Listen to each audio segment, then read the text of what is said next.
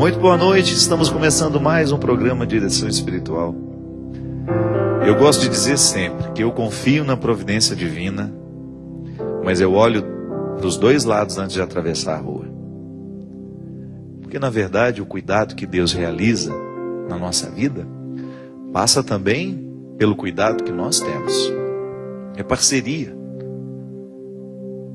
Deus nos cuida e o tempo todo zela pela nossa vida, mas espera também que a gente faça o movimento de zelo. Porque é uma atitude amorosa.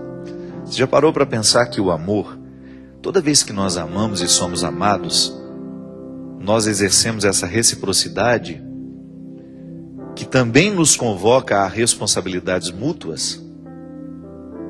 Eu, porque sei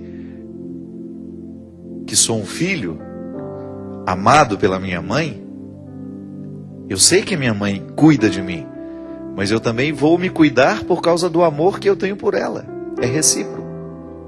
É uma experiência de responsabilidade mútua. Ela se cuida, eu sempre digo a ela: mãe, se a senhora quer viver bastante, e eu sei que ela quer, a senhora vai ter que ter muitos cuidados com a saúde da senhora.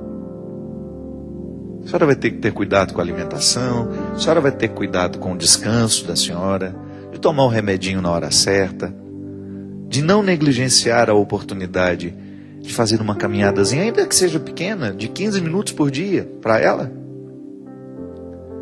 Porque a gente quer ter a senhora muito tempo.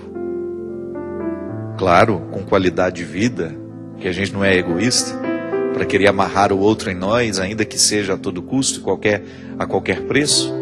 Não, viver com qualidade, sabe? O idoso, eu gosto muito de idoso, você sabe disso. Como é que o idoso pode fazer para cuidar da saúde mental? Lendo, fazendo quebra-cabeça, caça-palavras, né? Exercitar a mente. Guardar as coisas sempre no mesmo lugar, fazer uma rotina, para que você tenha condições de manter-se saudável por mais tempo. O cuidado que Deus realiza em nós passa pela experiência do nosso cuidado pessoal. Da mesma forma como a mãe cuida do filho e faz de tudo para que aquele filho cresça, Deus também cuida de nós. Numa dimensão espiritual que nós não podemos nem sondar, nem conhecer na totalidade. Eu não tenho nem como avaliar o tanto que Deus cuida de mim. Mas eu posso avaliar o tanto que eu correspondo a esse cuidado no momento em que vivo. Eu preciso corresponder ao cuidado de Deus na minha vida. Eu preciso ter uma atitude zelosa por quem eu sou. Eu preciso zelar pelo meu sacerdócio. Eu preciso zelar pelos dons que Deus me deu. Eu preciso zelar pela minha saúde. Eu preciso zelar pela minha liberdade. Eu sempre tenho essa preocupação, minha gente. Jesus morreu, viveu, ressuscitou por mim, para a minha salvação. Jesus nasceu, veio ao mundo para a minha salvação. Como é que eu zelo dessa salvação? A teologia nos ensina que a salvação é um dom, mas que a gente pode recusar. Infelizmente, muitas pessoas recusam o dom da salvação. Não recusam pelas palavras. Vão até diante do Senhor e professam ali a fé, vão à missa, vão ao culto, participam da celebração da palavra, mas não celebram com a vida a ressurreição, não celebram com a vida a salvação, porque nós precisamos honrar essa salvação, zelar pela salvação, e não é só a profissão de fé pela boca, não, é o jeito de viver. Jesus é o meu Salvador, e eu preciso zelar por essa salvação que Ele me deu, como um presente que eu tenho de abrir todos os dias para conhecer o seu conteúdo. A salvação é um presente inesgotável. Enquanto a gente viver, nós não teremos descoberto todas as possibilidades dessa salvação na nossa vida. Por isso, quando a gente encontra uma pessoa dependente das drogas, por exemplo, do álcool, ou vivendo uma prostituição, aquela pessoa que perdeu o amor pelo corpo, ali a salvação deixou de ser zelada, porque aquela pessoa se perde a cada dia. E a salvação é um movimento contrário, é não permitir que a dignidade humana se perca, é a gente assumir um jeito de viver que seja digno com aquela salvação que foi realizada por cada um de nós. Como é que você zela pela sua salvação, por exemplo? Como é que você corresponde a esse dom recebido? É uma pergunta nossa de cada dia. Passa pelo crivo da nossa conversão.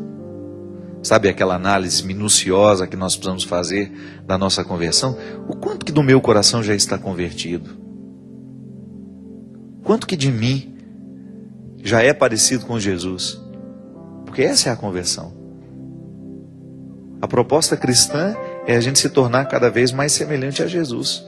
No nosso jeito de pensar, no nosso jeito de falar, no nosso jeito de viver, no nosso jeito de amar.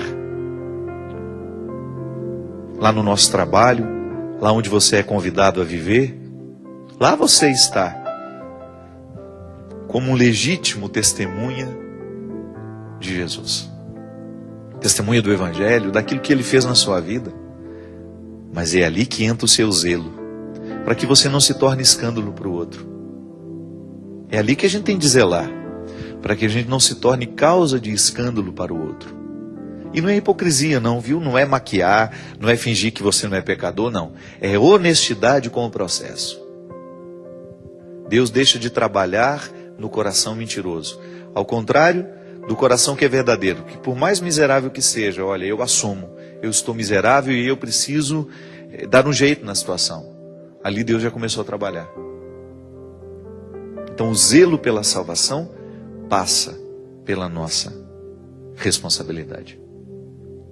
Não se descuide de ser um homem salvo. Não se descuide de ser uma mulher salva. Isso é, que nada lhe escravize. Que ninguém lhe escravize. Que nenhum sentimento lhe escravize. Que nenhuma droga lhe escravize. Que nenhuma dimensão do seu eu seja causa de queda para você. Porque as nossas escravidões nascem aqui dentro de nós. Naquilo que nós alimentamos e naquilo que nós permitimos que cresça. Da mesma maneira como um relacionamento pode ser causa de perdição para muitos. E a gente sempre diz, não é um projeto utópico. Os nossos namoros, os nossos casamentos, as nossas amizades, os nossos relacionamentos precisam ser instrumentos de salvação na nossa vida.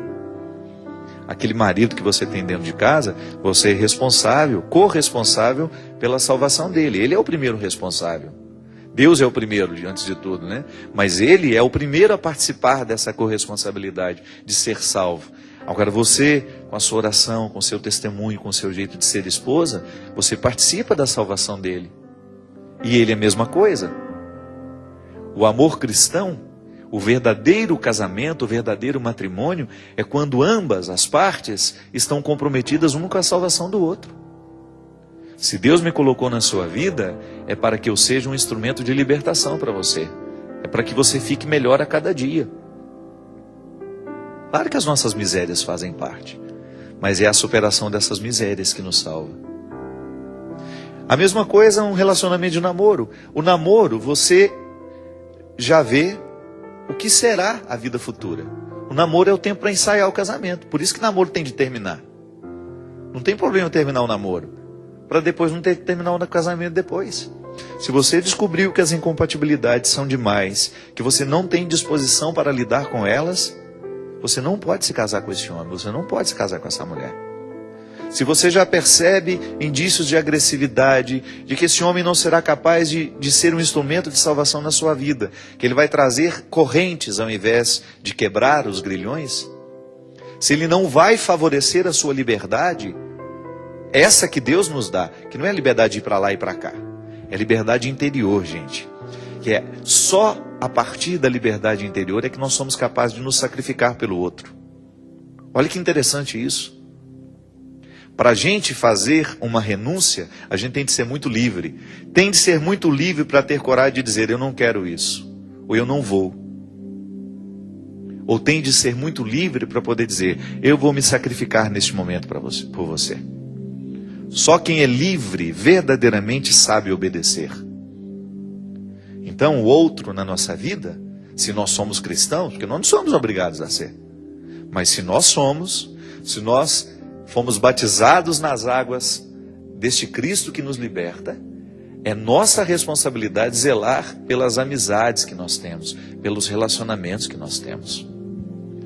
Toda e qualquer pessoa que começa a ter influência sobre nós, até o autor que a gente lê, a novela que a gente assiste, o filme que a gente assiste, tudo isso está entrando na nossa cabeça, nos libertando ou nos acorrentando. A palavra de Deus nos liberta, a verdade nos liberta, desde que essa palavra seja interpretada no contexto que foi escrita, porque também ela pode acorrentar. Muitas pessoas são acorrentadas por líderes religiosos. Muitas pessoas ficam incapacitadas de viverem uma verdadeira experiência religiosa porque se amarraram nos conceitos errôneos e equivocados dos líderes que escutam. Eu, às vezes, fico ouvindo na televisão a palavra de Jesus sendo usada de maneira tão cruel, tão banal, descomprometida com o crescimento humano. Pode observar como algumas religiões pregam Deus a partir da facilidade. Você entra dentro daquela igreja, você começa a pagar o dízimo, você frequenta o culto e Deus vai te fazer ficar rico, Deus vai te fazer livrar-se dos problemas. O absurdo de outro dia, um vídeo que eu estava vendo, de um rapaz que disse que Jesus pagou a dívida que ele tinha para o banco de 15 mil reais. Você viu esse vídeo? Então você deve e você não vai pagar porque Jesus pagou para você. Então veja bem, tem uma irresponsabilidade nessa história, né? Eu vou negligenciar as minhas dívidas porque Deus paga para mim. Para com isso, meu Deus do céu. Uma religião que me faz ser desonesto. Tudo bem, os milagres existem, mas vamos com calma. Então às vezes uma pessoa inocente vê um vídeo desse, aquela coisa sem discernimento, e vai acreditar que Deus faz isso na nossa vida. O pior, vai acreditar que Deus tem obrigação de pagar as nossas dívidas. Não. Deus nos dá saúde e a gente trabalha e paga o que deve. Isso é mais honesto, isso é mais sensato. Foi Jesus mesmo que disse: dai a César o que é de César.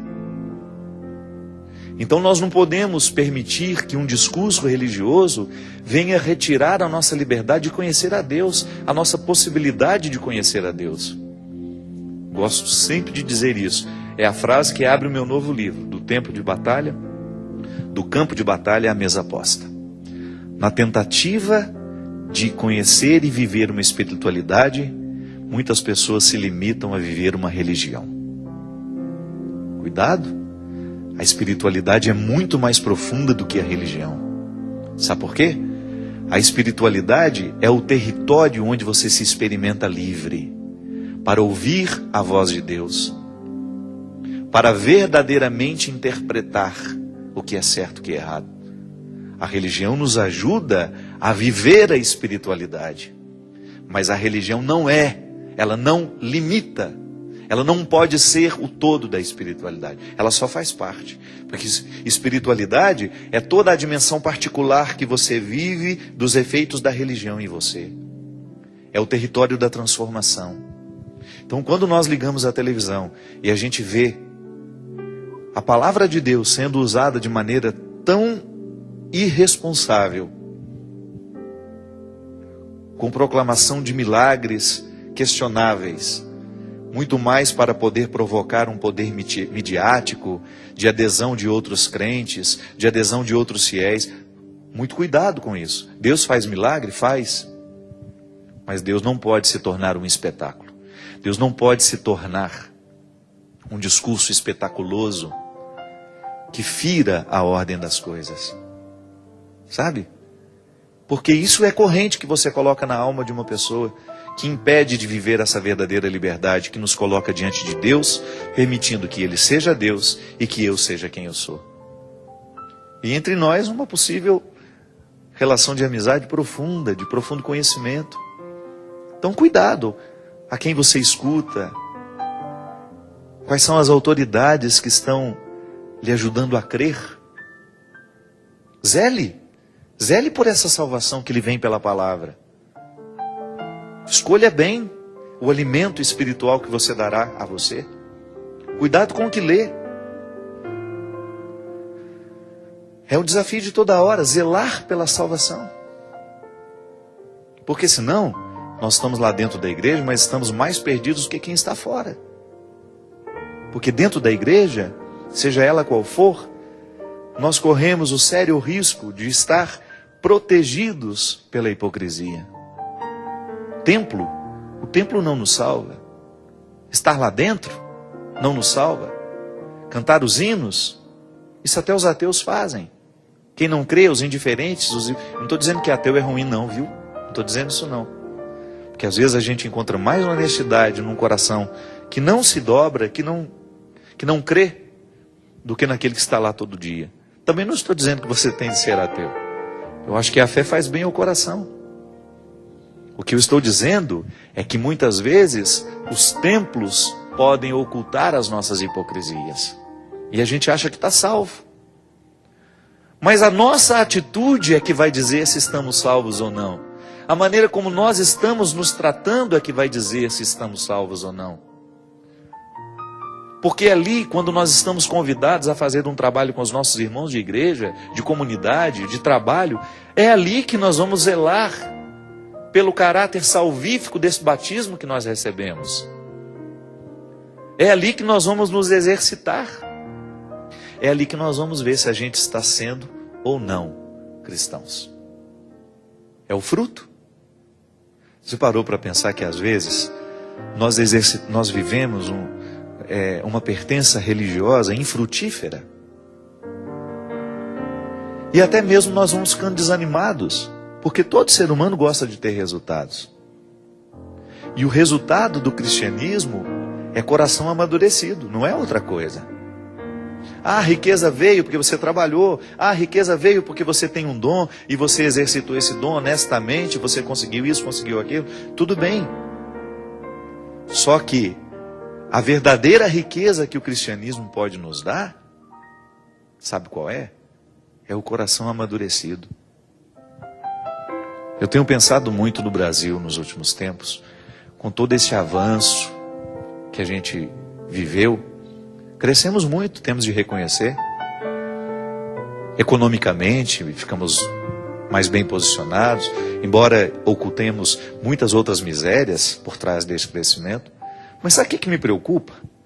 É que depois que um povo tem condições de ter uma vida financeira um pouco melhor, um pouco mais estável, a gente tem que se preocupar como é que esse povo gasta o dinheiro.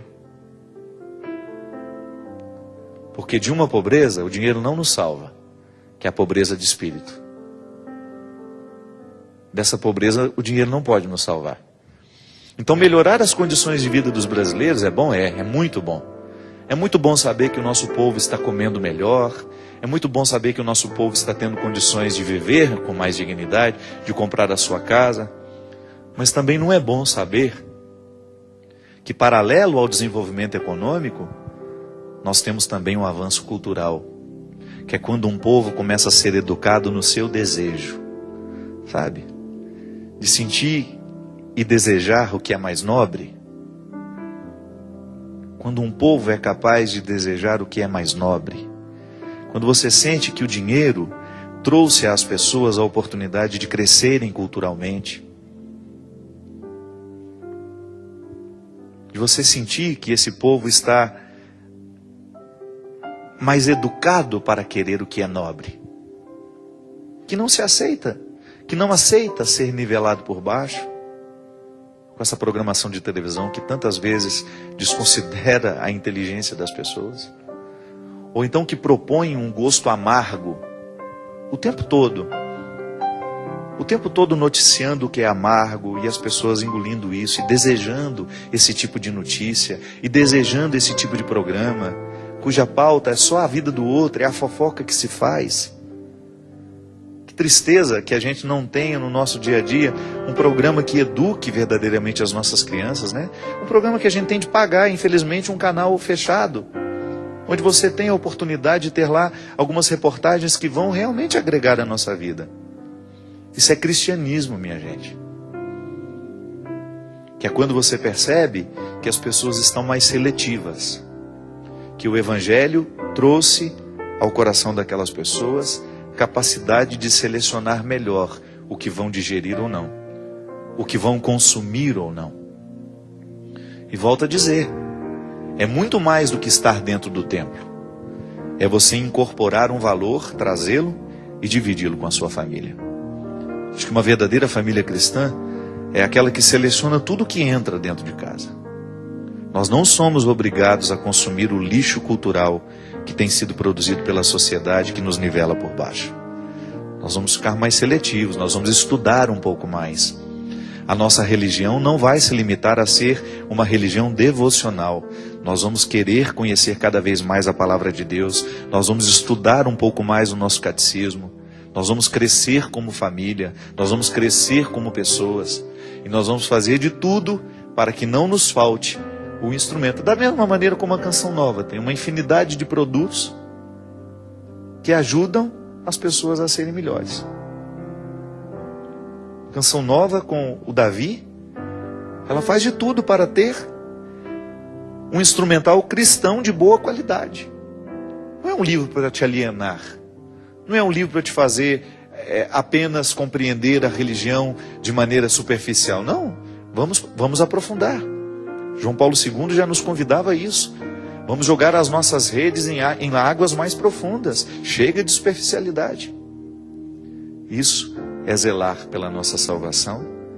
Isso é permitir que o cuidado de Deus na nossa vida se encontre com o cuidado que nós temos conosco mesmo.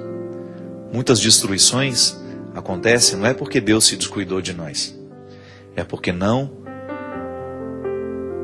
a gente não correspondeu ao cuidado recebido. Nós vamos para um rápido intervalo e a gente volta já já.